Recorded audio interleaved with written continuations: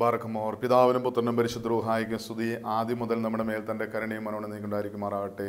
Amen. Praise the lord. Hallelujah.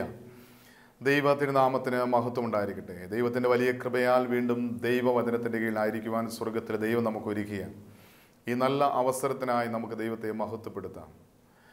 അനുഗ്രഹം പ്രാപിക്കാൻ എന്ത് ചെയ്യണമെന്നാണ് നാം ചിന്തിക്കുന്നത്, ധ്യാനിക്കുന്നത്. അനുഗ്രഹം പ്രാപിക്കാൻ ഒത്തിരി മുഖാന്തരങ്ങൾ വിശുദ്ധ ഗ്രന്ഥത്തിൽ ദൈവത്തിൻ്റെ വചനം വെളിപ്പെടുത്തുമ്പോൾ കർത്താവായ യേശുക്രിസ്തു തൻ്റെ പരിശുശ്രൂഷ കാലത്ത് ചെയ്ത ചില അത്ഭുതങ്ങൾ നാം ചിന്തിക്കുമ്പോൾ, ധ്യാനിക്കുമ്പോൾ, നമ്മുടെ ജീവിതവുമായിട്ട് ബന്ധപ്പെടുത്തുമ്പോൾ അതിലൂടെ നമുക്ക് ഒത്തിരി അനുഗ്രഹം പ്രാപിക്കാനായിട്ട് സാധിക്കും. ഇന്ന് നാം ചിന്തിക്കുന്ന വേദഭാഗം കർത്താവായ യേശുക്രിസ്തു അനേക വർഷങ്ങളായി തളർന്നു കിടക്കുന്ന ഒരു മനുഷ്യന്, പക്ഷപാതം പ്രാപിച്ച ഒരു മനുഷ്യന് സൗഖ്യം നൽകുന്നതാണ്. നമ്മളൊത്തിരി കേട്ട് പരിചയമുള്ള ഒരു വേദഭാഗമാണ്. എങ്കിലും ഈ വചനത്തിലൂടെ നാം ചിന്തിക്കുമ്പോൾ, ധ്യാനിക്കുമ്പോൾ നമ്മുടെ ജീവിതത്തിൽ അത് അനുഗ്രഹത്തിന് മുഖാന്തരമായി തീരും. കർത്താവിൻ്റെ വചനം പരിശോധിക്കുമ്പോൾ വിശുദ്ധ ലൂക്കോസിൻ്റെ രക്ഷാസുവിശേഷം 5-ാം അധ്യായം 17 മുതൽ 25 വരെയുള്ള വേദഭാഗമാണ് ഈ അത്ഭുത പ്രവൃത്തിയെക്കുറിച്ച് ദൈവത്തിൻ്റെ പരിശുദ്ധാത്മാവ് വെളിപ്പെടുത്തുന്നത്. ആ വചനം ആരംഭിക്കുന്ന എങ്ങനെയാണ്? 17-ാമത്തെ വാക്യം. അവൻ ഒരു ദിവസം ഉപദേശിക്കുമ്പോൾ ഗലീലയും യഹൂദിലുമുള്ള സകല ഗ്രാമങ്ങളിൽ നിന്നും യെരുശലേമിൽ നിന്നും വന്ന പരീശന്മാരും ന്യായശാസ്ത്രിമാരും അവിടെ ഇരുന്നിരുന്നു. സൗഖ്യമാക്കുവാൻ കർത്താവിൻ്റെ ശക്തി അവനോട് കൂടെ ഉണ്ടായിരുന്നു. നമുക്കറിയാം, കർത്താവായ യേശുക്രിസ്തു എവിടെയെല്ലാം ദൈവവചനം പ്രഘോഷിച്ചിട്ടുണ്ട് അവിടെയെല്ലാം സൗഖ്യമാക്കുവാൻ ദൈവത്തിൻ്റെ ശക്തി വെളിപ്പെട്ടിരുന്നു. കർത്താവിൻ്റെ പരിശുശ്രൂഷ കാലത്ത് യേശു എവിടെയെല്ലാം വചനം പ്രഘോഷിച്ചിട്ടുണ്ട് അവിടെയെല്ലാം സൗഖ്യം നടന്നിട്ടുണ്ട്. അവൻ വചനമയച്ച് രോഗികളെ സൗഖ്യപ്പെടുത്തി. ഇന്നും കർത്താവായ യേശുക്രിസ്തു ഏറ്റവും കൂടുതൽ അത്ഭുതം പ്രവർത്തിക്കുന്നത് ദൈവവചന ശുശ്രൂഷയിലൂടെയാണ്. ദൈവവചനം പ്രഘോഷിക്കുമ്പോൾ അനേകം രോഗികൾ സൗഖ്യം പ്രാപിക്കുന്നു. ചില ധ്യാനങ്ങളിൽ 4-ാം ദിവസമാണ് രോഗസൗഖ്യത്തിന് വേണ്ടിയുള്ള പ്രാർത്ഥന, രോഗശാന്തി പ്രാർത്ഥന. എന്നാൽ ധ്യാനം തുടങ്ങിയ ദിവസം മുതൽ തന്നെ പലരും സാക്ഷ്യപ്പെടുത്താറുണ്ട്, ഞങ്ങൾക്ക് ശാരീരികമായ രോഗത്തിന് സൗഖ്യം നൽകി, ദൈവം സൗഖ്യം നൽകി എന്ന് ചിലർ സാക്ഷ്യപ്പെടുത്താറുണ്ട്. അവിടെ രോഗികൾക്ക് വേണ്ടി പ്രത്യേകിച്ച് പ്രാർത്ഥിക്കുകയോ ചില രോഗങ്ങൾക്ക് സൗഖ്യം ലഭിക്കാൻ വേണ്ടി അവരുടെ മേൽ ഒരു പ്രാർത്ഥന നടത്തുകയോ ഒന്നും ചെയ്യാതെ തന്നെ അവർ കേട്ട വചനത്തിലൂടെ തന്നെ, അവർ സ്വീകരിച്ച വചനത്തിലൂടെ തന്നെ അവർക്ക് സൗഖ്യം ലഭിച്ചതായിട്ട് സാക്ഷ്യപ്പെടുത്തിയിട്ടുണ്ട്. കർത്താവായ യേശുക്രിസ്തുവിൻ്റെ പരിശുശ്രൂഷ കാലത്ത് അനേകം പേര് യേശുവിനെ തൊട്ടപ്പോൾ യേശു അവർക്ക് സൗഖ്യം നൽകിയിട്ടുണ്ട്. യേശു പലരെയും തൊട്ട് സൗഖ്യം നൽകിയിട്ടുണ്ട്. എന്നാൽ ഏറ്റവും കൂടുതൽ അവൻ സൗഖ്യം നൽകിയത് വചനമയച്ചാണ്. വചനം പ്രഘോഷിക്കുന്നിടത്തെല്ലാം കർത്താവിൻ്റെ സൗഖ്യത്തിൻ്റെ ശക്തി വെളിപ്പെട്ടിരുന്നു. ഇവിടെ കർത്താവിൻ്റെ വചനം അത് തന്നെയാണ് പറയുന്നത്. കർത്താവിൻ്റെ ശക്തി അവനോടുകൂടെ ഉണ്ടായിരുന്നു. സൗഖ്യം നൽകുവാൻ കർത്താവിൻ്റെ ശക്തി അവനോട് കൂടെ ഉണ്ടായിരുന്നു. നാം ദൈവത്തിൻ്റെ വചനം ശ്രദ്ധിച്ച് അത് വിശ്വാസത്തോടെ സ്വീകരിക്കുമ്പോൾ, ആ വചനം കേട്ടതിൽ വിശ്വസിച്ചനുസരിക്കുമ്പോൾ അതിലൂടെ സൗഖ്യമുണ്ട് എന്നുള്ള സത്യം നാം തിരിച്ചറിയണം. ഇവിടെ ഈ സംഭവം നടക്കുന്ന കവർണ്ണഭൂമിയിലാണ്. അതുപോലെ തന്നെ ഗലീലയിലും യഹൂദിയിലുമുള്ള ഗ്രാമങ്ങളിൽ നിന്ന് അനേകം പേര് യേശുവിൻ്റെ വചനം കേൾക്കാൻ വേണ്ടി അവിടെ തിങ്ങിക്കൂടി നിൽക്കുക. അതിനടുത്ത വാക്യത്തിൽ പറയുന്നത്, അപ്പോൾ ചില ആളുകൾ പക്ഷപാതം പിടിച്ചൊരു മനുഷ്യനെ കിടക്കയിൽ എടുത്തുകൊണ്ടുവന്നു. അവനെ അകത്ത് കൊണ്ടുചെന്ന് അവൻ്റെ മുമ്പിൽ വെപ്പാൻ ശ്രമിച്ചു. പുരുഷാരം ഹേതുവായി അവനെ അകത്ത് കൊണ്ടു ചെല്ലുവാൻ വഴി കാണാഞ്ഞിട്ട് ആ പുരമേൽ കയറി ഓട് നീക്കി അവനെ കിടക്കയോടെ നടുവിൽ യേശുവിൻ്റെ മുന്നിൽ ഇറക്കി വെച്ചു. ഇവിടെ 4 ആൾ ഒരു നന്മ പ്രവർത്തിയാണ്. 4 പേർ കൂടി ഒരു പക്ഷപാതക്കാരനെ യേശുവിൻ്റെ അരികിൽ കൊണ്ടുവരികയാണ്. ഇവർ യേശുവിനെ വ്യക്തിപരമായിട്ട് അറിഞ്ഞിട്ടുള്ള വ്യക്തികളായിരിക്കും. കാരണം ഇവർക്കറിയാം, ഈ പക്ഷപാതക്കാരനെ യേശുവിൻ്റെ അരികിൽ കൊണ്ടുവന്നാൽ യേശു അവന് സൗഖ്യം നൽകുമെന്ന് ഈ 4 പേർക്ക് വ്യക്തമായൊരു ബോധ്യമുണ്ടായിരുന്നു. ഇന്ന് നമ്മുടെ വ്യക്തിപരമായ ജീവിതത്തിൽ നമുക്ക് ആ ബോധ്യമുണ്ടോ? അനേകം പേര് യേശുവിനെ കാണുവാൻ, യേശുവിൽ നിന്ന് കേൾക്കുവാൻ, സൗഖ്യം പ്രാപിക്കുവാൻ വലിയ ആഗ്രഹത്തോടെ, ദാഹത്തോടെ യേശുവിൻ്റെ അരികിൽ യേശുവിനെ തിക്കിത്തിരക്കുന്നതായിട്ട് നമുക്ക് കാണാൻ സാധിക്കും. അതായത് ഇന്ന് ഒരു സ്വാർത്ഥ മനോഭാവത്തോടെ യേശുവിനെ കാണുന്നവരാണ്, സ്വീകരിക്കുന്നവരാണ് അനേകം വിശ്വാസികൾ. എന്നാൽ അതിൽ നിന്ന് വ്യത്യസ്തമായിട്ട് ഇവർക്ക് യേശുവിനെ കാണണമെന്നതിനേക്കാൾ ഉപരിയായി അനേകം പേരെ യേശുവിനെ കാണിക്കണം എന്നുള്ളൊരു മനോഭാവം അവരുടെ ജീവിതത്തിൽ ഉണ്ടായിരുന്നു. അതുകൊണ്ട് അനേക വർഷങ്ങളായി തളർന്നു കിടന്ന മനുഷ്യൻ, എല്ലാവരാലും ഉപേക്ഷിക്കപ്പെട്ട, ഇനി ആർക്കും സൗഖ്യം നൽകാൻ സാധ്യമല്ല എന്നൊരു പക്ഷെ ചിന്തിക്കാൻ കാരണമായ ഈ മനുഷ്യനെ അവർ 4 പേര് കൂടി എടുത്തുകൊണ്ട് അവൻ്റെ കട്ടിലോടുകൂടി ചുമന്നുകൊണ്ട് യേശു ഇരിക്കുന്ന ഭവനത്തിലേക്ക് കടന്നു വരിക. യേശു ഇരിക്കുന്ന ഭവനത്തിലേക്ക് കയറാൻ കഴിയാതെ വന്നപ്പോൾ യേശു ഇരിക്കുന്ന ഭവനത്തിൻ്റെ മേൽക്കൂര പൊളിച്ച് ഈ പക്ഷപാതക്കാരനെ ആ കട്ടിലോടുകൂടി യേശുവിൻ്റെ മുന്നിലേക്ക് ഇറക്കി വയ്ക്കുക. നമ്മുടെ ജീവിതത്തിൽ നാം ഇങ്ങനൊരു പ്രതിസന്ധിയിൽ ആണ് എങ്കിൽ എന്തായിരിക്കും നമ്മുടെ മനോഭാവം? ഇന്ന് തിരക്ക് കൂടുതൽ, അതുകൊണ്ട് നാളെ കൊണ്ടുവരാം. ഏതായാലും കൊണ്ടുവന്നതല്ലേ. എന്നാൽ യേശു ഈ പ്രഘോഷണമെല്ലാം നിർത്തി വിശ്രമിച്ച് കഴിയുമ്പോൾ, അല്ലെങ്കിൽ എല്ലാം തീർന്നു കഴിയുമ്പോൾ നമുക്ക് യേശുവിനെ കാണാം. അങ്ങനെ ഒരു മനോഭാവമായിരുന്നില്ല ഇവർക്ക്. ആ 4 പേരുടെ ആത്മദാഹമാണ് ഈ മനുഷ്യനെ യേശുവിൻ്റെ അരികിലെത്തിക്കാൻ കാരണം. അതിന് പ്രതിസന്ധി എന്താണോ അതെല്ലാം അവർ തരണം ചെയ്യുകയാണ്. ആ ഇരിക്കുന്ന ഭവനത്തിൻ്റെ പുരുഷാരമാണോ പ്രതിസന്ധി, അതിനെ അവർ തരണം ചെയ്യുകയാണ്. അതിനുവേണ്ടി വില കൊടുക്കാൻ അവർ തയ്യാറായി. ആ ഇരിക്കുന്ന ഭവനത്തിൻ്റെ മേൽക്കൂര പൊളിച്ചു മാറ്റി, ഓടുകൾ പൊളിച്ചു മാറ്റി. എത്രമാത്രം ത്യാഗം സഹിച്ചിട്ടായിരിക്കും, എത്രമാത്രം വില കൊടുത്തിട്ടായിരിക്കും ആ ഒരു വ്യക്തിയെ യേശുവിൻ്റെ അരികിലെത്തിച്ചത്. നമ്മുടെ വ്യക്തിപരമായ ജീവിതത്തിൽ നമ്മുടെ ആത്മദാഹം എത്രമാത്രമുണ്ട്? ഇന്ന് ആത്മീയ ജീവിതത്തിൽ പോലും നമ്മൾ സ്വാർത്ഥര. എനിക്ക് സൗഖ്യം കിട്ടണം, എനിക്ക് അനുഗ്രഹം പ്രാപിക്കണം, എൻ്റെ മക്കൾ അനുഗ്രഹിക്കപ്പെടണം, എൻ്റെ കുടുംബം അനുഗ്രഹിക്കപ്പെടണം. അയൽപക്കത്ത്, സ്വന്തം ദേശത്ത് ആരെങ്കിലും തളർന്നു കിടന്നാൽ, മാനസികമായി, ശാരീരികമായി, ആത്മീയമായി തളർന്നു കിടന്നാൽ, ഒരു മനുഷ്യൻ മദ്യപാനിയായാൽ, പുകവലിക്കുന്നതിന് അടിമയായി, ഒരു മനുഷ്യൻ രോഗിയായി രോഗക്കിടക്കിൽ കിടന്നാൽ ആ വ്യക്തിയെക്കുറിച്ച് നമ്മുടെ ഹൃദയത്തിൽ എന്തെങ്കിലും ഒരു വിചാരം ഉണ്ടാകാറുണ്ടോ? ആ വ്യക്തി എനിക്ക് നേടണം, യേശുക്രിസ്തു മുഖാന്തരം ആ വ്യക്തി എനിക്ക് നേടണം, ആ വ്യക്തി എങ്ങനെയും യേശുവിൻ്റെ അരികിൽ എത്തിക്കണം. യേശു ആ മനുഷ്യന് സൗഖ്യം നൽകും, വിടുതൽ നൽകും. മദ്യപാനത്തിൽ നിന്ന്, പുകവലിയിൽ നിന്ന്, പാപത്തിൻ്റെ അടിമ നോക്കുന്ന കർത്താവായ യേശുക്രിസ്തു ആ മനുഷ്യന് വിടുതൽ നൽകും. ആ വ്യക്തി എങ്ങനെയെങ്കിലും യേശുവിൻ്റെ അരികിലൊന്ന് എത്തിക്കണം എന്നുള്ളൊരു ആത്മദാഹം നമ്മുടെ ഹൃദയത്തിൽ നമുക്കുണ്ടാകാറുണ്ടോ? ഇത് കർത്താവിനെ സ്നേഹിക്കുന്നവർക്ക്, ഒരാത്മാവിൻ്റെ വില മനസ്സിലായവർക്കുണ്ടാകുന്ന ഒരു വിളിയാണത്.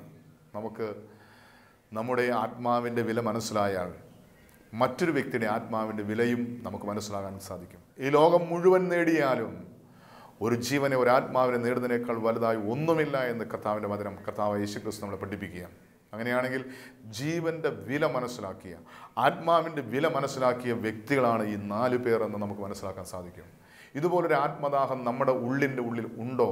ഉണ്ടെങ്കിൽ നമ്മൾ ദൈവരാജ്യത്തിൻ്റെ ശുശ്രൂഷകരായി, കർത്താവിൻ്റെ ശിഷ്യന്മാരായി തീർന്നു എന്നതിന് യാതൊരു സംശയമില്ല. ഇന്നും എല്ലാവരും, വിശ്വാസികളെന്ന് പറയുന്ന അനേകം പേരും സ്വാർത്ഥര. എനിക്ക് അനുഗ്രഹം പ്രാപിക്കണം, എനിക്ക് സൗഖ്യം പ്രാപിക്കണം, മറ്റൊരുവനെക്കുറിച്ചുള്ള ആഗ്രഹമോ ചിന്തയോ നമ്മുടെ ഹൃദയത്തിൽ ഇല്ല എങ്കിൽ നാം ദൈവരാജ്യത്തിൽ ഒരു അംഗമായിട്ട് തീർന്നിട്ടില്ല എന്ന് തിരിച്ചറിയണം. അതുകൊണ്ട് നമുക്കുണ്ടായിരിക്കേണ്ട വലിയൊരു ആത്മദാഹമാണ് നശിച്ചു പോകുന്ന, വേദന അനുഭവിക്കുന്ന, ആരും സഹായിക്കാനില്ലാത്ത മറ്റു വ്യക്തികളെ യേശുവിൻ്റെ അരികിലെത്തിക്കുക, അതിനുവേണ്ടി വില കൊടുക്കുക, അതിനുവേണ്ടി ജീവിതം എറിഞ്ഞു കൊടുക്കുക, അതിനുവേണ്ടി ത്യാഗം സഹിക്കുക. ഈ 4 വ്യക്തികൾ കൂടി ഈ മനുഷ്യനെ ചുമന്നു എന്ന് മാത്രമല്ല, യേശു ഇരിക്കുന്ന ഭവനത്തിന് മേൽക്കൂര പൊളിച്ചു മാറ്റുവാൻ, ആ വ്യക്തിയെ ആ യേശുവിൻ്റെ മുന്നിൽ ഇറക്കി വയ്ക്കുവാൻ എത്രമാത്രം ത്യാഗം അവർ സഹിച്ചിട്ടുണ്ടോ? അതാ ഒരു ജീവനെ പ്രതിയുള്ള ത്യാഗമാണ്, വില കൊടുക്കലാണ്. നമ്മുടെ വ്യക്തിപരമായ ജീവിതത്തിൽ ഇങ്ങനെ വില കൊടുത്ത് ആത്മാക്കളെ നേടുവാൻ, യേശുവിൻ്റെ നാമത്തിൽ നന്മ ചെയ്യുവാൻ നമുക്ക് സാധിച്ചിട്ടുണ്ടോ? ആത്മാക്കളുടെ രക്ഷയ്ക്കായി പ്രവർത്തിക്കുവാൻ, വില കൊടുക്കുവാൻ നമുക്ക് സാധിച്ചിട്ടുണ്ടോ? ഇവിടെ ഈ 4 പേർ കൂടി വലിയൊരു വില കൊടുത്തതുകൊണ്ട് എന്ത് സംഭവിച്ചു? ഈ വർഷങ്ങളായി വെളിച്ചം കാണാതെ ഇരുട്ടുമുറിയിൽ കിടന്ന പക്ഷപാതക്കാരനായ ഒരു മനുഷ്യൻ വെളിച്ചം കാണുവാൻ, യേശുവിനെ കാണുവാൻ അത് കാരണമായി തീർന്നു. ഇവിടെ കർത്താവിന്റെ വചനം പറയുന്നു, അവൻ അവരുടെ വിശ്വാസം കണ്ടിട്ട്, മനുഷ്യ നിന്റെ പാപങ്ങൾ മോചിച്ച് തന്നിരിക്കുന്നു എന്ന് പറഞ്ഞു. ഇവിടെ കർത്താവായ യേശുക്രിസ്തു അവന് രോഗസൗഖ്യമല്ല നൽകുന്നത്. ശരിക്കും പറഞ്ഞാൽ ഈ 4 പേര് കൂടി ഇവനെ ചുമന്നുകൊണ്ട് ഇത്രമാത്രം ത്യാഗം സഹിച്ച് യേശുവിൻ്റെ മുന്നിൽ ഇറക്കി വെച്ചത് അവന് സൗഖ്യം നൽകാൻ വേണ്ടിയാണ്. എന്നാൽ യേശു അവന് സൗഖ്യമല്ല നൽകുന്നത്, അവന് പാപമോചനമാണ് നൽകുന്നത്. നമ്മൾ തിരിച്ചറിയണം, നമ്മുടെ പല രോഗത്തിൻ്റെയും, പല കഷ്ടതയുടെയും, പല പ്രശ്നങ്ങളുടെയും മൂല കാരണം പാപമായിരിക്കും. ഇവിടെ കർത്താവായ യേശുക്രിസ്തുവിൻ്റെ സന്നിധിയിൽ നമ്മൾ രോഗസൗഖ്യത്തിന് വേണ്ടി പ്രാർത്ഥിക്കുമ്പോൾ കർത്താവായ യേശുക്രിസ്തു നമുക്ക് നൽകുന്നത് രോഗസൗഖ്യമായിരിക്കണമെന്നല്ല, ഒരുപക്ഷെ പാപമോചനമായിരിക്കാം. എന്താണോ നിന്റെ രോഗത്തിൻ്റെ കാരണം, അതിൻ്റെ മേലാണ് ആദ്യം സൗഖ്യം ആവശ്യമായിട്ടുള്ളത്. ഇവിടെ രോഗസൗഖ്യത്തിന് വേണ്ടി യേശുവിൻ്റെ മുന്നിൽ ഇറക്കി വെച്ച പക്ഷപാതക്കാരൻ, തളവാത രോഗിക്ക് യേശു നൽകുന്നത് പാപസൗഖ്യമാണ്. ഇവിടെ തിരിച്ചറിയണം, ഈ മനുഷ്യൻ്റെ രോഗത്തിൻ്റെ കാരണം എന്തായിരിക്കും? അവൻ്റെ രോഗത്തിൻ്റെ കാരണം പാപമായിരിക്കാം. അതുകൊണ്ടാണ് യേശു ക്രിസ്തു അവന് ആദ്യം രോഗസൗഖ്യം നൽകാതെ പാപമോചനം നൽകുന്നത്. വീണ്ടും ഇവന് രോഗസൗഖ്യം നൽകുന്നതായി നമുക്ക് കാണാൻ സാധിക്കുന്നില്ല. യേശു പറയാണ്, എഴുന്നേറ്റ് നിന്റെ കിടക്കെടുത്തുകൊണ്ട് നടക്കുക. അപ്പോൾ അവൻ സൗഖ്യം പ്രാപിച്ച് അവനെ ചുമന്നുകൊണ്ടുവന്ന കട്ടിലും എടുത്തുകൊണ്ട് യേശു കാണുകയെ, ആ പുരുഷാരം കാണുകയെ, അവൻ എഴുന്നേറ്റ് ഈ കിടക്കയും എടുത്ത് ഈ കട്ടിലും എടുത്തുകൊണ്ട് അവൻ ദൈവത്തെ മഹത്വപ്പെടുത്തിക്കൊണ്ട് അവൻ ഭവനത്തിലേക്ക് പുറപ്പെടുകയാണ്. ഇവിടെ നാം തിരിച്ചറിയണം, ഈ മനുഷ്യന് യേശു രോഗസൗഖ്യം നൽകുന്നില്ല. അവന് നൽകുന്നത് പാപസൗഖ്യമാണ്, പാപമോചനമാണ്. അങ്ങനെയാണെങ്കിൽ അവൻ്റെ രോഗത്തിൻ്റെ കാരണം എന്തായിരുന്നു? അവൻ്റെ രോഗത്തിൻ്റെ കാരണം അവൻ്റെ പാപമായിരുന്നു. എല്ലാ രോഗത്തിൻ്റെയും കാരണം പാപമായിരിക്കണമെന്നില്ല. ഒരു മനുഷ്യൻ്റെ ജീവിതത്തിൽ രോഗമുണ്ടാകാൻ 3 കാരണങ്ങൾ കർത്താവിൻ്റെ വചനം വെളിപ്പെടുത്തുന്നുണ്ട്. ഒരിക്കൽ ഒരു അന്ധനായ ബാലനെ യേശുവിൻ്റെ അരികിൽ കൊണ്ടുവന്നിട്ട് യേശുവിൻ്റെ ചോദിക്കുകയാണ്, ഗുരു, ഇവൻ അന്ധനായത് ഇവൻ ചെയ്ത പാപമാണോ, ഇവൻ്റെ മാതാപിതാക്കൾ ചെയ്ത പാപമാണോ? ഇത് ചോദിക്കുന്നത് യഹൂദന്മാരാണ്. യഹൂദന്മാർക്ക് ന്യായപ്രമാണം മുഴുവൻ കാണാതറിയാം. ഒരു മനുഷ്യന് രോഗമുണ്ടാകാൻ കാരണം അവർ 2 കാരണമാണ് അവർ പഠിച്ചിരിക്കുന്നത്. ന്യായപ്രമാണത്തിൽ ഒരു മനുഷ്യൻ രോഗിയായി തീരാൻ കാരണം അവനവൻ ചെയ്ത പാപം അവനവന് രോഗമായി തീരാൻ സാധ്യതയുണ്ട്. വീണ്ടും അവർ കണ്ടിട്ടുണ്ട്, ന്യായപ്രമാണത്തിൽ പറയുന്നു, പിതാക്കന്മാരുടെ അകൃത്യം 3-ാമത്തെയും 4-ാമത്തെയും തലമുറ വരെ മക്കളുടെ മേൽ സന്ദർശിക്കും. അങ്ങനെയാണെങ്കിൽ ഈ ന്യായപ്രമാണം അനുസരിച്ച് 2 കാരണങ്ങളാണ് യഹൂദന്മാർ കണ്ടെത്തിയിരിക്കുന്നത്. ഒന്ന്, അവൻ രോഗിയായി തീരാൻ കാരണം. ഒന്ന്, അവൻ ചെയ്ത പാപം. 2, അവൻ്റെ പിതാക്കന്മാർ ചെയ്തു പോയ പാപം. അതുകൊണ്ട് ന്യായപ്രമാണം അനുസരിച്ച് ഈ യഹൂദന്മാർ യേശുവിനോട് ചോദിക്കുകയാണ്, ഗുരു, ഇവൻ അന്ധനായത് ഇവൻ ചെയ്ത പാപമാണോ, ഇവൻ്റെ മാതാപിതാക്കൾ ചെയ്ത പാപമാണോ? യേശു അവനെ സൂക്ഷിച്ച് നോക്കിയിട്ട് പറഞ്ഞു, ഇവൻ അന്ധനായത് ഇവൻ ചെയ്ത പാപമല്ല, ഇവൻ്റെ മാതാപിതാക്കൾ ചെയ്ത പാപമല്ല, ഇവനിൽ ദൈവത്തിൻ്റെ മഹത്വം വെളിപ്പെടേണ്ടതിന് ഇങ്ങനെ സംഭവിച്ചു. അപ്പോൾ ചില രോഗങ്ങൾ വെളിപ്പെടാൻ കാരണം ദൈവത്തിൻ്റെ മഹത്വം വെളിപ്പെടാൻ വേണ്ടി ദൈവം അനുവദിക്കുന്ന ചില രോഗങ്ങളാണ്. എന്നാൽ അനേകം രോഗങ്ങളും പാപത്തിൻ്റെ പ്രതിഫലമാണെന്ന് കർത്താവിൻ്റെ വചനം പറയുന്നു.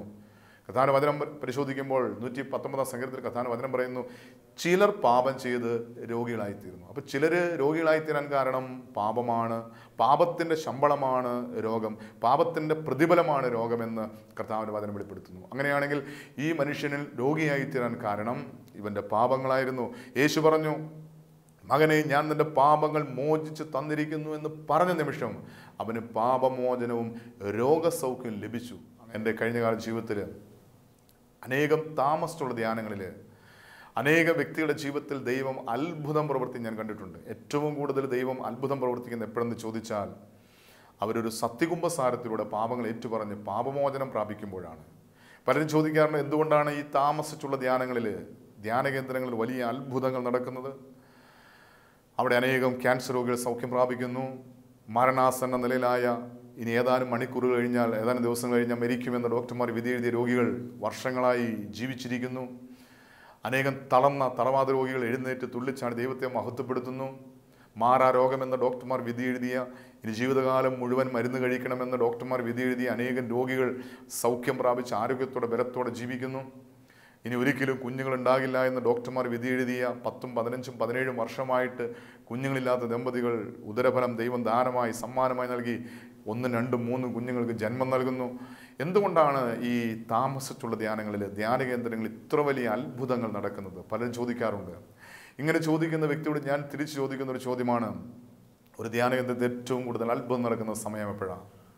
ഒരു താമസമുള്ള ധ്യാനത്തിൽ ഏറ്റവും കൂടുതൽ അത്ഭുതം നടക്കുന്ന സമയം എന്ന് പറയുന്നത് പാപങ്ങളെ ഓർത്ത് അനുദപിച്ച് പാപങ്ങൾ ഏറ്റുപറഞ്ഞ് പാപക്ഷമ സ്വീകരിക്കുന്ന സമയമാണ്. അനേകം ക്യാൻസർ രോഗികൾ സൗഖ്യം പ്രാപിക്കുന്നത്, അനേകം ട്യൂമർ അപ്രത്യക്ഷമാകുന്നത്, അനേകം തളവാത രോഗികൾ എഴുന്നേറ്റ് തുള്ളിച്ചാടി ദൈവത്തെ മഹത്വപ്പെടുത്തുന്നത്, മാറാ രോഗമെന്ന ഡോക്ടർമാർ വിധി എഴുതി അനേകം മാറാ രോഗങ്ങൾ യേശുവിൻ്റെ നാമത്തിൽ സൗഖ്യം പ്രാപിക്കുന്നത്, ചെയ്തുപോയ, ഓർമ്മ വെച്ച നാൾ മുതൽ ആ നിമിഷം വരെ ചെയ്തുപോയ സകല പാപങ്ങളും ദൈവത്തിൻ്റെ പരിശുദ്ധാത്മാവ് വെളിപ്പെടുത്തി കൊടുക്കുമ്പോൾ ആ പാപങ്ങളെല്ലാം ദൈവസ്ഥാനത്തിൽ ഏറ്റുപറഞ്ഞ് പാപക്ഷമ സ്വീകരിക്കുമ്പോഴാണ് സ്വർഗത്തിലെ ദൈവം അത്ഭുത സൗഖ്യം നൽകുന്നത്.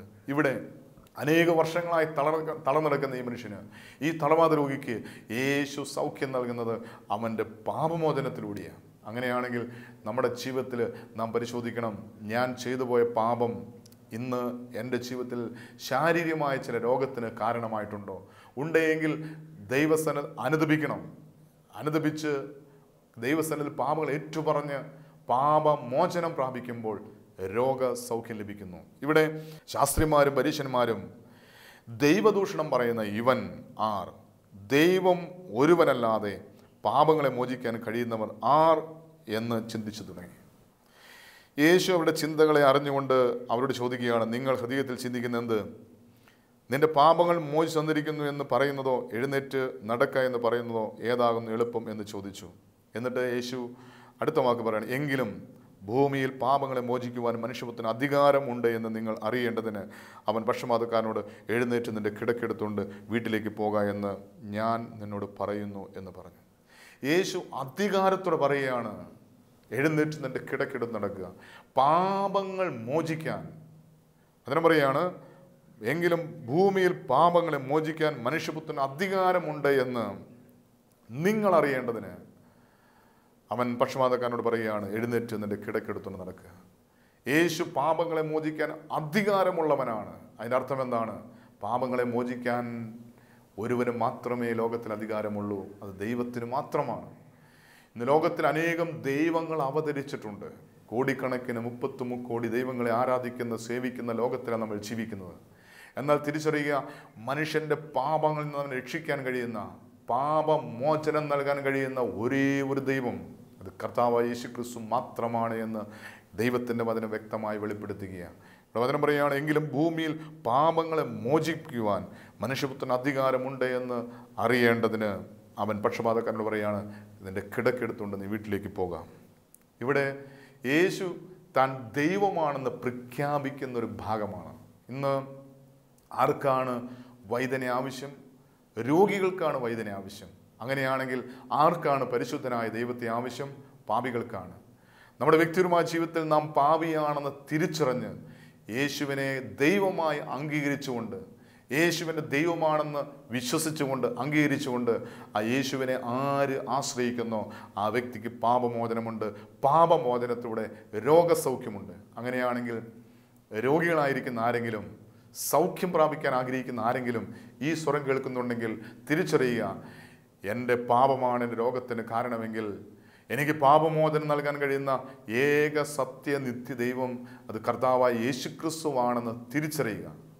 യേശുവിനെ കർത്താവും ദൈവമായി വിശ്വസിച്ച് എൻ്റെ പാപങ്ങൾക്ക് മോചനം നൽകാൻ കഴിയുന്ന ഒരേ ഒരു ദൈവം കർത്താവായ യേശു ക്രിസ്തുവാണെന്ന് പൂർണ്ണമായ ഹൃദയത്തിൽ വിശ്വസിച്ച് ആ യേശുവിൻ്റെ സന്നിധിയിലേക്ക് സകല പാപങ്ങളും സമർപ്പിച്ചുകൊണ്ട്, കർത്താവായ യേശുവേ, ഞാനൊരു പാപിയാണ്, നിൻ്റെ സന്നിധിയിൽ നീതീകരിക്കപ്പെടുവാൻ എനിക്കൊരു യോഗ്യതയുമില്ല.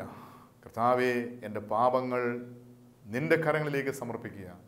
എൻ്റെ പാപങ്ങളെ മോചിച്ച് എനിക്ക് രോഗസൗഖ്യം നൽകണമേ എന്ന് ആര് പ്രാർത്ഥിക്കുന്നു ആ വ്യക്തിയുടെ ജീവിതത്തിൽ പാപമോചനവും രോഗസൗഖ്യവും ആ നിമിഷം തന്നെ സംഭവിക്കും എന്നതിന് യാതൊരു സംശയമില്ല. ഇവിടെ സംഭവിച്ചത് തന്നെയാണ്. യേശു താൻ ദൈവമാണെന്ന് പ്രഖ്യാപിക്കുക. പാപങ്ങളെ മോചിക്കുവാൻ അധികാരമുള്ള ദൈവമാണ് താനെന്ന് യേശു ഇവിടെ പ്രഖ്യാപിക്കുക. അതുമാത്രമല്ല, അവൻ പാപങ്ങളെ മോചിക്കുക മാത്രമല്ല, അവന് പാപമോചനത്തിലൂടെ രോഗസൗഖ്യം നൽകിയ, പാപമോചനത്തിലൂടെ രോഗസൗഖ്യം നൽകാൻ കഴിയുന്ന ഏക സത്യനിത്യ ദൈവമാണ് കർത്താവായ യേശു ക്രിസ്തു എന്ന് തിരിച്ചറിഞ്ഞ് ആര് യേശുവിൻ്റെ സന്നിധിയിൽ പാപങ്ങളെ ഏറ്റുപറഞ്ഞ് പാപമോചനം പ്രാപിക്കുന്നോ, രോഗങ്ങളെ സമർപ്പിച്ചുകൊണ്ട് രോഗസൗഖ്യത്തിന് വേണ്ടി ആഗ്രഹിക്കുന്നോ ആ വ്യക്തികൾക്ക് പാപമോചനം രോഗസൗഖ്യമുണ്ട് എന്നും തിരിച്ചറിയണം.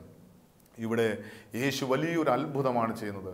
വർഷങ്ങളായി, അനേക വർഷങ്ങളായി വെളിച്ചം കാണാതെ, ഇരുട്ടുമുറിയിൽ, ഏകാന്തതയിൽ, ആരും സഹായിക്കാനില്ലാതെ ഏകാന്തതയുടെ തടവറയിൽ കിടന്ന തളർവാദ രോഗിയായി മനുഷ്യന് യേശുക്രിസ്തു മുഖാന്തരം രക്ഷയുടെ അനുഭവത്തിൽ വന്ന, നിത്യരക്ഷയുടെ അനുഭവത്തിൽ വന്ന 4 വ്യക്തികൾ മുഖാന്തരം അവർ യേശുവിനെ അറിയുവാൻ, യേശുക്രിസ്തു മുഖാന്തരം സൗഖ്യം പ്രാപിക്കുവാൻ ദൈവം അവിടെ കൃപ ചെയ്യുക. നമ്മുടെ വ്യക്തിപരമായ ജീവിതത്തിൽ നാം വ്യക്തിപരമായി സൗഖ്യം, പാപമോചനവും സൗഖ്യവും പ്രാപിക്കാം. അതുമാത്രമല്ല, എനിക്ക് ലഭിച്ച ഈ സൗഖ്യം, എനിക്ക് ലഭിച്ച പാപമോചനം, എനിക്ക് ലഭിച്ച രോഗസൗഖ്യം അനേകം പേർക്ക് അനുഭവമായി തീരണം. അതിനായി അനേകം വ്യക്തികളെ യേശുവിൻ്റെ അരികിലേക്ക് കൊണ്ടുപോകുവാൻ, യേശുവിൻ്റെ അരികിലേക്ക് ചുമക്കുവാൻ നമുക്ക് ഒരു കൃപ ലഭിക്കേണ്ടതിന് നമുക്ക് ആഗ്രഹിക്കാം, പ്രാർത്ഥിക്കാം. അതുമാത്രമല്ല, എന്ത് ത്യാഗം സഹിച്ചിട്ടാണെങ്കിൽ പോലും ഒരു വ്യക്തിയുടെ ആത്മാവിനെ നേടുവാൻ, ഒരു വ്യക്തിക്ക് പാപമോചനവും നിത്യരക്ഷയും പ്രാപിക്കുവാൻ നമുക്ക് ആഗ്രഹിക്കാം, പ്രാർത്ഥിക്കാം. ഞാൻ മുഖാന്തരം ഒരു ആത്മാവിനെയെങ്കിലും നേടുവാൻ, ഒരു വ്യക്തിക്ക് പാപമോചനം ലഭിക്കുവാൻ, ഒരു വ്യക്തിക്ക് രോഗസൗഖ്യം ലഭിക്കുവാൻ അത് കാരണമായിട്ടുണ്ടെങ്കിൽ ഞാൻ ദൈവരാജ്യത്തിൻ്റെ ശുശ്രൂഷകനായി മാറുകയാണ്. നമുക്ക് ആഗ്രഹിക്കാം. ഈ ലോക ജീവിതം സ്വാർത്ഥത നിറഞ്ഞതാണ്. ഞാൻ അനുഗ്രഹിക്കപ്പെടണം, എനിക്ക് സൗഖ്യം പ്രാപിക്കണമെന്നുള്ള ആ വലിയ സ്വാർത്ഥമായ മനോഭാവത്തിൽ നിന്ന് എന്നെപ്പോലെ അനേകം വ്യക്തികൾ പാപമോചനം ലഭിക്കാൻ കഴിയാതെ, രോഗസൗഖ്യം പ്രാപിക്കാൻ കഴിയാതെ ഏകാന്തതയുടെ തടവറയിൽ കിടക്കുന്നുണ്ട്. അവർക്ക് കൂടി ഈ രക്ഷയുടെ അനുഭവം, ഈ രക്ഷയുടെ സന്തോഷം അനുഭവിക്കുവാൻ ഞാനൊരു മുഖാന്തരമായി തീരേണ്ടതിന് എന്നെ ഉപയോഗിക്കണമേ.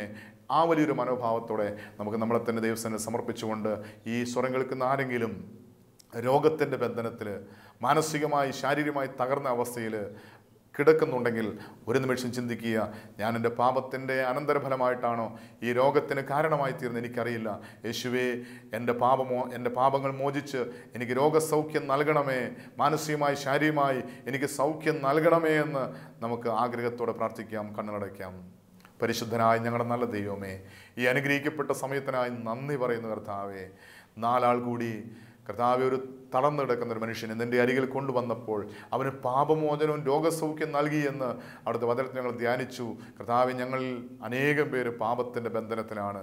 അനേക നാളുകളായി ചെയ്തു പോയ പാപങ്ങൾ ഞങ്ങളെ മനസ്സിനും ശരീരത്തിനും ആത്മാവിനും രോഗികളാക്കി മാറ്റിയിരിക്കുക. പിതാവേ, അടുത്ത പുത്രനായ യേശുവിൻ്റെ മുറിവിനാൽ, അവിടുത്തെ അടിപ്പിണരാൽ സൗഖ്യം വന്നിരിക്കുന്നു എന്നുള്ള വചനത്തിൻ്റെ യോഗ്യതയാൽ ഞങ്ങളുടെ മനസ്സിനും ശരീരത്തിനും ആത്മാവിനും സൗഖ്യം നൽകി ഞങ്ങളെ ആരോഗ്യത്തോടെ, ബലത്തോടെ, സൗഖ്യത്തോടെ എഴുന്നേൽപ്പിച്ച് നിന്റെ ദൈവരാജ്യത്തിൻ്റെ ശുശ്രൂഷയ്ക്കായി ഞങ്ങളെ അഭിഷേകം ചെയ്യുമെന്ന് പ്രാർത്ഥിക്കുന്നു.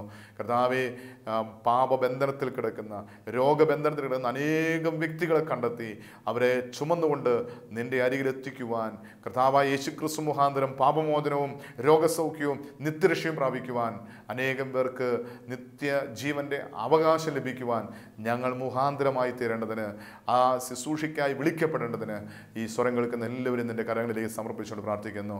കർത്താവായ യേശുവേ, അവിടുത്തെ പാപമോചനവും രോഗസൗഖ്യം പ്രാപിക്കുവാൻ, അനേകം വ്യക്തികളെ നിത്യരക്ഷയിലേക്ക് നയിക്കുവാനുള്ള കൃപയും അഭിഷേകവും ഞങ്ങൾക്ക് നൽകണമെന്ന് ഞങ്ങൾ നിന്നോട് പ്രാർത്ഥിക്കുന്നു. പരിശുദ്ധ അമ്മേ, ദൈവമാതാവേ, ഞങ്ങൾക്ക് വേണ്ടി പ്രാർത്ഥിക്കണമേ. സകല ശുദ്ധിമാന്മാരെ, ശുദ്ധിമതികളെ ഞങ്ങൾക്ക് വേണ്ടി പ്രാർത്ഥിക്കണമേ. കർത്താവിനെ പ്രതി രക്തസാക്ഷികളായ സകല രക്തസാക്ഷികളുമേ ഞങ്ങൾക്ക് വേണ്ടി പ്രാർത്ഥിക്കണമേ. എല്ലാം മഹത്വത്തോടെ മാത്രം എടുക്കണം. എല്ലാം ഞങ്ങൾക്ക് വേണ്ടി ക്രൂശിൽ മരിച്ച് മരണത്തെ ജയിച്ച് ഉയർത്തെഴുന്നേറ്റ് ഇന്നും ജീവിക്കുന്ന ഞങ്ങളുടെ കർത്താവ്, ഞങ്ങളുടെ ദൈവമായ യേശുവിൻ്റെ അതിപരിശുദ്ധമായ നാമത്തിൽ തന്നെ ആമേൻ.